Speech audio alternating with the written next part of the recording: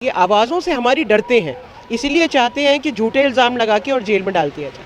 ये पुलिस का काम नहीं है कि वो ये कहे कि ये सीएए का विरोध कर रहे थे। मतलब सीएए का विरोध करना क्या संविधान का उल्लंघन है। ये लोग बहुत डरपोक होते हैं, देखने में ही अपने आप को शेर बताते हैं लेकिन बहुत डरपोक होते हैं और ये डरते हैं आवाज़ों से। ये डरते हैं हमारे जैसे लोगों की आवाज़ों से। ये गुजरात मॉडल जिसको बेच के ये दोनों बने हैं, गृह मंत्री और प्रधानमंत्री, ये एग्जैक्ट गुजरात मॉडल है। लोग समझ रहे थे शायद डेवलपमेंट होगा, नहीं, यही गुजरात मॉडल था कि जो आवाज़ उठाए उसको दबा दो, जो आवाज़ उठाए उसको जेल में डाल दो, उसको मार दो। देखिए मीडिया तो पूरा बिका हुआ है ना, बिका हुआ, और जिसे कहते हैं बेहिस। मेरे साथ इस वक्त सामाजिक कार्यकर्ता शबनम हाशमी जी मौजूद हैं। मैम, सबसे पहले आपसे पूछना चाहूँगी, जो सामाजिक कार्यकर्ता उमर खालिद को गिरफ्तार कर लिया गया है दिल्ली पुलिस द्वारा, उस पर आपकी क्या प्रतिक्रिया है?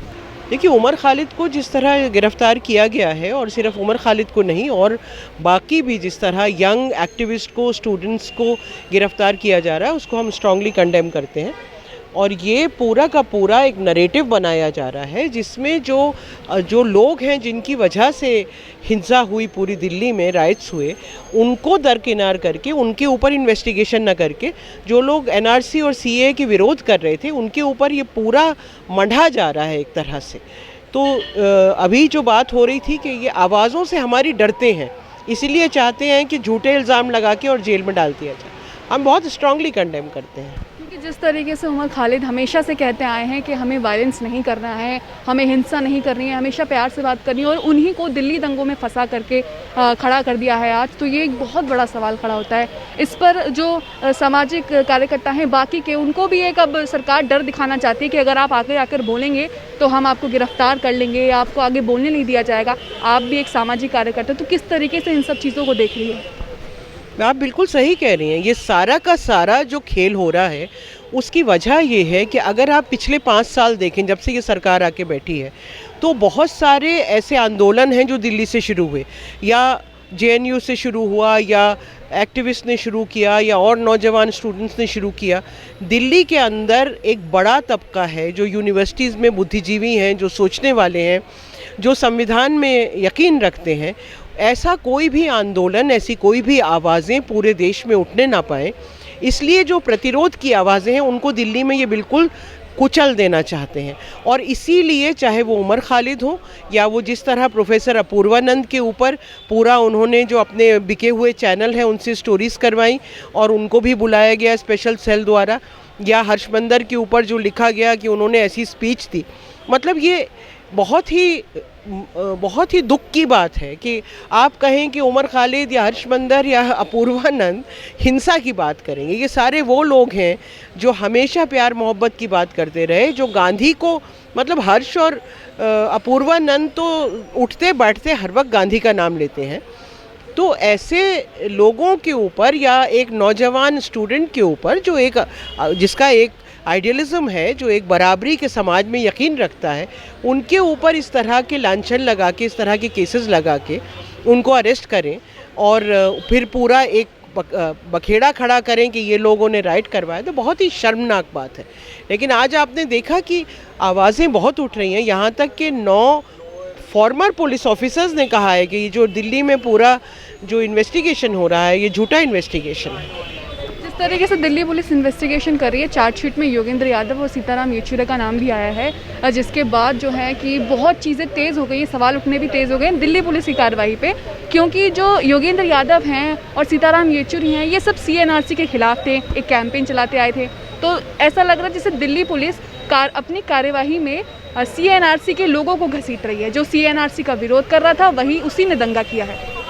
नहीं, वो तो बिल्कुल साफ है कि जितने लोग भी एनआरसी और सीएए के विरोध में थे उन सबको ही घसीटा जा रहा है। उन सबको लगातार, बहुत लोग बोले नहीं हैं, बहुत लोग हैं, हमें मालूम है, जिनको बुलाया गया है स्पेशल सेल में, और टारगेट उन्हीं को किया जा रहा है। क्योंकि जैसा मैंने कहा कि प्रतिरोध की आवाज़ों को ये बिल्कुल दबा देना चाहते हैं।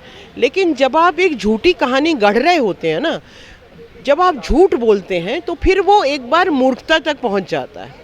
तो वो अब मूर्खता तक पहुंच गया है, एब्सर्डिटी जिसे कहते हैं ना, when you start saying that Sitaram Yechury was inciting people, तो वो एब्जर्ड हो जाता है। तो वो तो पुरानी कहानी है कि सच बोलोगे तो हमेशा एक ही बात बोलोगे, जब झूठ बोलने लगोगे तो हर बार एक नई बात निकलेगी। तो अब वो अपने डेस्परेशन भी है, क्योंकि कुछ मिल तो रहा नहीं है। आप मतलब ये पुलिस का जो सप्लीमेंट्री चार्जशीट आई है उसमें अगर आपने देखा हो, ये पुलिस का काम नहीं है कि वो ये कहे कि ये सीएए का विरोध कर रहे थे। मतलब सीएए का विरोध करना क्या संविधान का उल्लंघन है? ये तो कोई भी, ये तो हमारी आवाज़ उठाना, किसी चीज़ को हम गलत समझते हैं उसको गलत को गलत कहना, ये हमारा अधिकार है। अब उस पर पुलिस सवाल उठाने लगे, ये तो बहुत ही हैरानी की बात है। और अगर कोर्ट जो है, हमारी जो जुडिशरी है, अगर जुडिशरी इसको बिल्कुल जो सही प्रक्रिया से देखे तो ये केस कहीं 2 मिनट नहीं टिक सकते। क्या लगता है आपको कि किसके निर्देशों पर ये सामाजिक कार्यकर्ता को बुलाया जा रहा है, उनसे पूछताछ की जा रही है और फिर उन पर एक सोची समझी चाल के तहत शिकंजा कसा जा रहा है? जैसे निर्देश तो बिल्कुल साफ साफ गृह मंत्रालय के हैं, निर्देश तो गृह मंत्रालय के हैं। क्योंकि देखिए ऐसा है कि जो अमित शाह जैसे लोग हैं या मोदी हैं, जो आपसे बात करने में डरते हैं, जो जनता से बात नहीं कर सकते, जो सिर्फ एक उस पे पेडिस्टल पे खड़े होके भाषण, सिर्फ वन साइडेड भाषण दे सकते हैं, जो सिर्फ मन की बात कर सकते हैं, वो सवाल का जवाब नहीं दे सकते।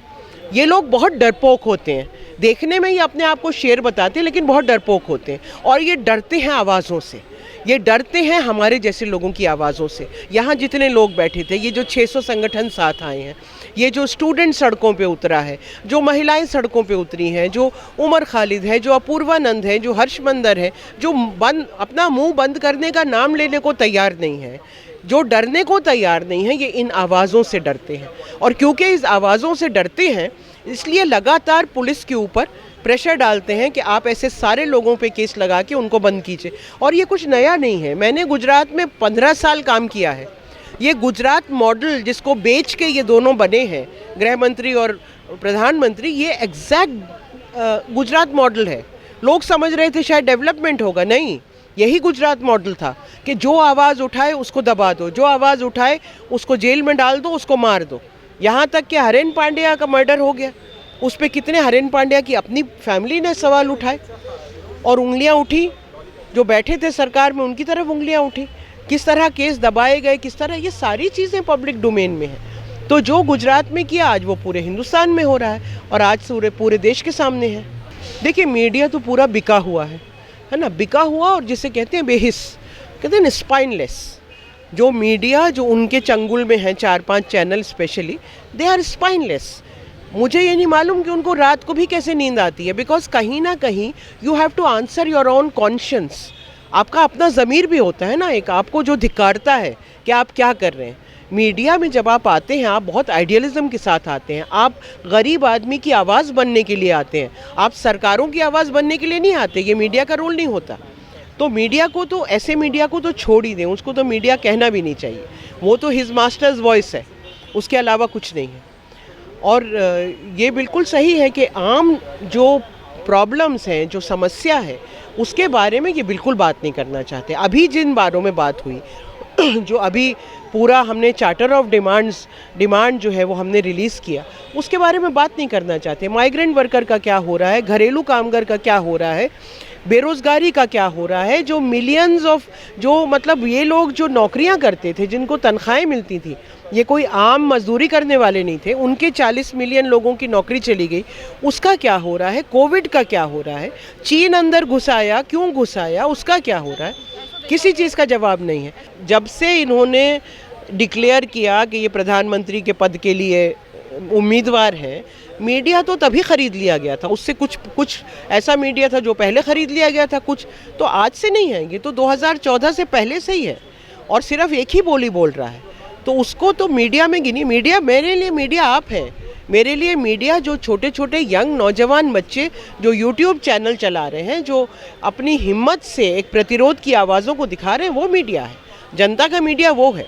ये तो बिकाऊ सरकारी मीडिया है और मुझे नहीं लगता कि उसके बारे में हमको इतना सोचना चाहिए। I think we need to ignore that. वो रवीश बार बार कहते हैं ना अपने प्रोग्राम में कि इनको देखना बंद कर दीजिए। मतलब मैं टेलीविज़न नहीं देखती, मुझसे कई बार सुबह सुबह फ़ोन आता है, मैम इसका रिएक्शन चाहिए, तो मैं देखती नहीं, पहले बता दो हुआ क्या है तो रिएक्शन दो। तो ये मीडिया इस काबिल ही नहीं है कि आप उसको देखें।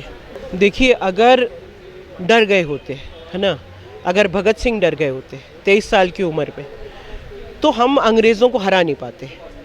अगर सुखदेव डर गए होते, अगर राजगुरु डर गए होते, अगर वो लाखों लोग जिन्होंने आज़ादी की लड़ाई लड़ी और 200 साल लड़ी गई, वो कोई हमारी ज़िंदगी में कि 50 साल में हमने भगा दिया, ऐसा नहीं हुआ। 1857 में लाखों लोग, हज़ारों लोगों को फांसी पे चढ़ा दिया गया। अगर उस वक्त लोग डर गए होते तो ये मुल्क आज़ाद नहीं होता। और इस वक्त अगर इस वक्त डर गए इन फांसीवादी ताकतों से, तो हमारा लोकतंत्र ख़त्म हो जाएगा, हमारा संविधान जो है वो ख़त्म हो जाएगा। जो लोग इस संविधान को बचाना चाहते हैं, लोकतंत्र को बचाना चाहते हैं, उनको निडर भी होना पड़ेगा, उनको जेलें भी काटनी पड़ेंगी और उनको गौरी लंकेश भी होना पड़ेगा। गौरी लंकेश कोई एक नहीं है, पंसारे, दाभोलकर, ऐसा हम बहुत सारे लोगों के साथ हो सकता है। उसके लिए तैयार होना पड़ेगा। अगर वरना जो जर्मनी में हाल हुआ वो हिंदुस्तान में होगा। अभी तक इसलिए नहीं हो पाया कि हिंदुस्तान बहुत डाइवर्स है, यहाँ पे मूवमेंट्स हैं, यहाँ बड़ी बड़ी मूवमेंट्स हैं रेजिस्टेंस की। वरना इनका बस चलता तो बहुत पहले इन्होंने ख़त्म कर दिया होता संविधान। मैं यही कह सकती हूँ, मैं गारंटी नहीं दे सकती कि नौजवान बच्चा कोई लड़ने निकलेगा और उसके पीछे स्पेशल सेल नहीं पड़ जाएगा, ज़रूर पड़ेगा। लेकिन उस सबको मुझे लगता है कि झेलना पड़ेगा, हम सबको, जिसके ऊपर जब हमला आएगा झेलना पड़ेगा, और कोई उपाय नहीं। सामाजिक कार्यकर्ताओं पे जिस तरीके से लगातार शिकंजा कसता जा रहा है, उसी पर हमने सामाजिक कार्यकर्ता शबनम हाशमी से बात करी। उन्होंने कहा कि चाहे जो हो जाए हम पीछे नहीं हटेंगे और आपको आगे आना ज़रूरी है। कैमरामैन ताबिश के साथ मैं मुनमुन।